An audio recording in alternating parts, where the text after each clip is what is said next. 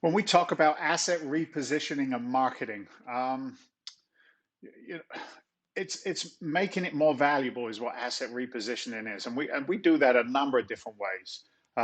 We reposition assets through rebranding them, which is the marketing piece.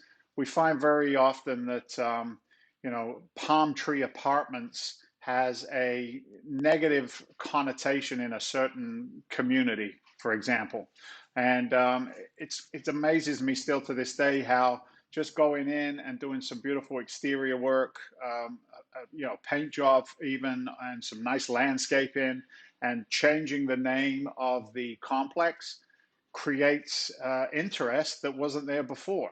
So we will go in and reposition a property through marketing strategies, rebranding the apartment complex, making it more attractive. That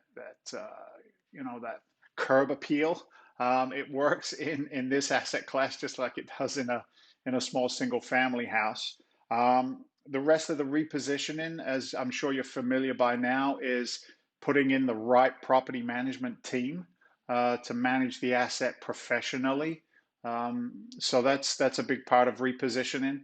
And then any repair work that we choose to do internally, whether that is kitchens and bathrooms, common areas, if they are bought up, if they are made nicer, that creates a positive impact immediately in the community.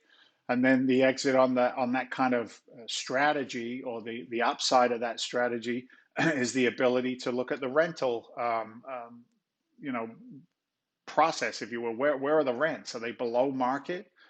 Can we lease up some of these empty units?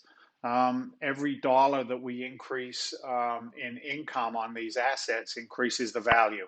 So that's a big picture takeaway, if you will, of what repositioning and marketing is, because you can simply reposition a building just through marketing it properly, creating a new feel, a new, what's the word I'm looking for? Like just a new sense of what this building is in the marketplace. So you get it, right? Marketing the asset and repositioning to create more value in the asset because it brings in more money.